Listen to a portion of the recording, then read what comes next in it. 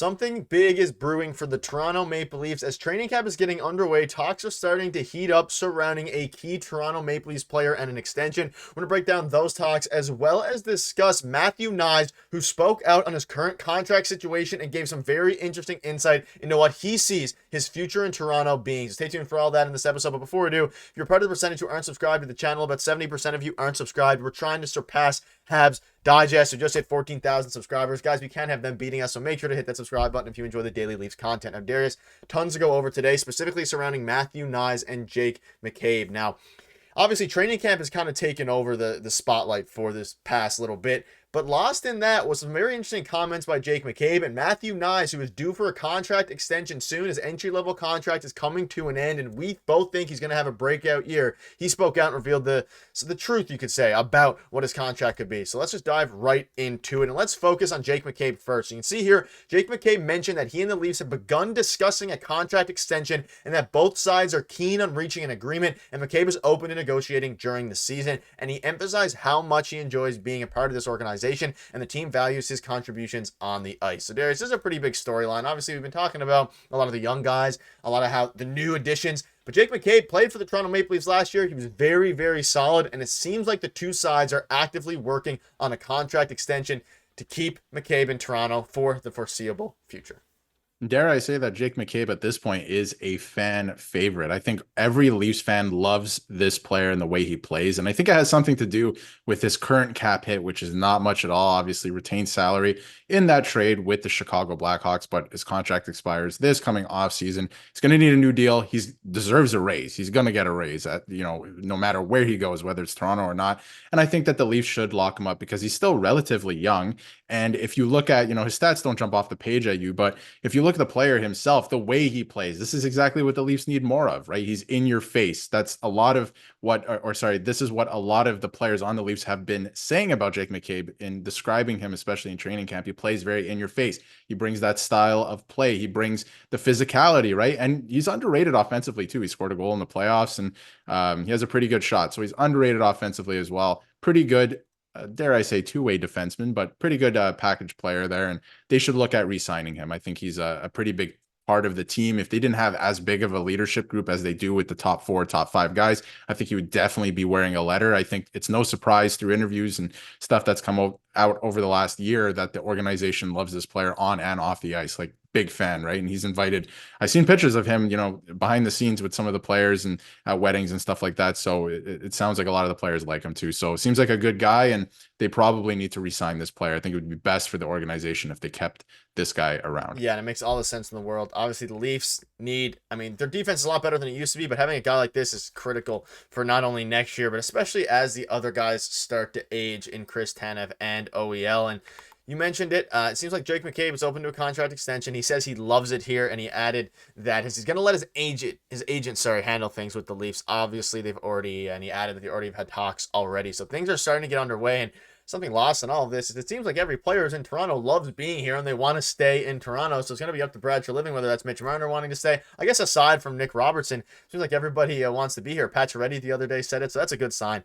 Just a side note there. But yeah, again, McCabe, a very good player. We'll touch on his stats here briefly. I mean, he was very solid last year. 28 points in 73 games. You mentioned the cap hit. I mean, for the amount of money he's making, getting a defenseman that plays 20 minutes a game is putting up over 20 points. Obviously, points aren't the be-all, end-all for any defenseman, and it kind of just shows the surface level. I mean, Chris Tanev doesn't put any minimal points up, but to still be able to do that, and he is approaching, and he's about to be 31 years old. He's still not super old. Signing him for 2 to 3 years could make a ton of sense if you want to line up this defensive core alongside each other. So McCabe, OEL, Tanev, have them locked up for the next 3 or so years. Obviously, we have OEL on a 4-year deal, Tanev on a 6-year deal. So it makes some sense both ways to lock up McCabe on a few years here. Before we move on to Matthew Knies, who's also an interesting talk, what would your ideal contract be for a guy like Jake McCabe, given the fact that obviously the current structure of the OEL and Chris Tanev contracts with over the next few years?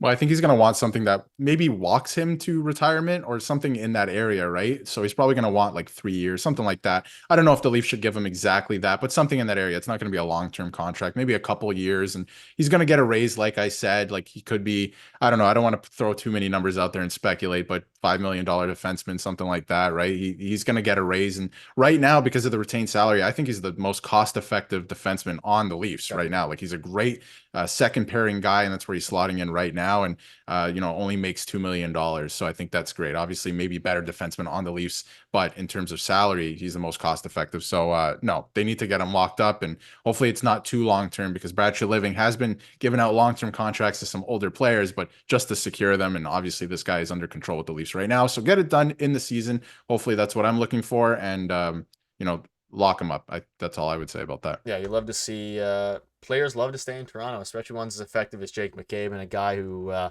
really is kind of gone under the radar a little bit in the midst of this offseason. Everybody talking since he's been acquired back trade a while ago. But let's touch on Matthew Knies now. So why now is the time for Matthew Knies to sign a long-term extension? And rumblings are starting to pick up, especially over the past day or two, surrounding Matthew Knies. And a big part of this is because of some of the comments that he had to say, which we'll break down here in a second. But we've been discussing a Matthew Knies contract dating all the way back to the start of the offseason when it kind of initially got brought up. He's very, very good. And the biggest reason, there is some recency bias, I'm sure, because of how effective he was in the playoffs.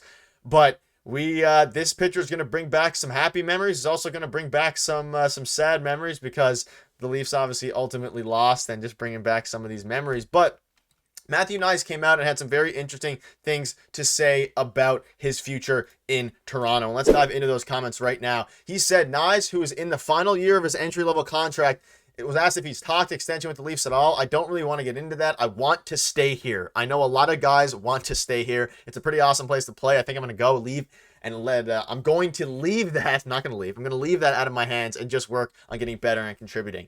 This is another comment that is super exciting. The key of this is I want to stay here. And it's funny to say he's not going to really get into all that and then said he wants to stay here. So he's obviously not going to get what he meant is into the exact specifics of whether they're negotiating a contract. A bit less open than Jake McCabe was, but obviously he wants to keep his leverage. He wants to get his bag. That's of course good. But Darius, this guy, I love Matthew Knies. He is obviously going to be spearheading that first line alongside Austin Matthews and whoever ends up playing on the other wing, probably Mitch Marner.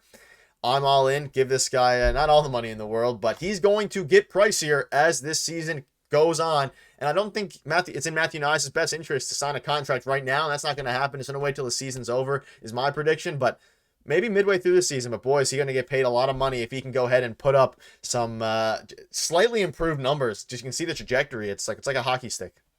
Yeah, and I think he's going to let this season speak for itself, right? I think I agree with you on that, where he'll probably sign a new contract extension after their season. I'm not saying it's not going to happen in season. It definitely could. But with him being back on the top line for the foreseeable future, I think, he wants to put up as many points as possible and secure the bag, like you said. And this is a guy who came into camp 10 pounds heavier, put on a lot of muscle. He's an absolute tank. He's 6'3", 230 pounds. He's still quick. He has a good shot. When you look back at last year's playoffs, he is the reason I think that the Leafs, obviously Joseph Woll, but I think this moment specifically with him is the reason the Leafs came back and even forced a Game 7. He was pushing around David Pastrnak, one of the best players on the Boston Bruins, and asking him what he was going to do about it. This is what I'm talking about, what the Leafs need to succeed with Craig Berube coming in. They need to initiate more in the playoffs, and then he ended up winning the game-winning goal like you saw there, or getting the game-winning goal and winning the game for the Leafs in Game 5. So he's a guy that they're going to need going forward. He's only going to get better. I've been critical of him in the past playing on the top line because he doesn't look like he's up to speed sometimes, but coming into this season,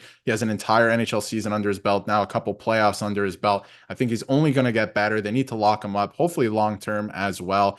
He's not in the higher echelon of players on the Leafs, right? He's not a Mitch Marner. He's not an Austin Matthews, but he's a very efficient player and a guy that they need because of the way he plays specifically in the playoffs. He's another fan favorite, or becoming a fan favorite, I think. So they need to lock this guy up long-term for sure. And hopefully sooner rather than later, because I think he's going to have another great season this year. And it's not like he didn't put up a lot of points last year. He put up a pretty significant amount of points, but his play in the playoffs and in times where it matters speaks to me louder than anything else. Yeah, and seeing these screenshots gives me chills. The season is starting very, very soon. And if Matthew Knies can get back to and perform, he had 35 points last year, 15 goals. If he can just improve on that, he's going to earn himself a very well-deserved payday.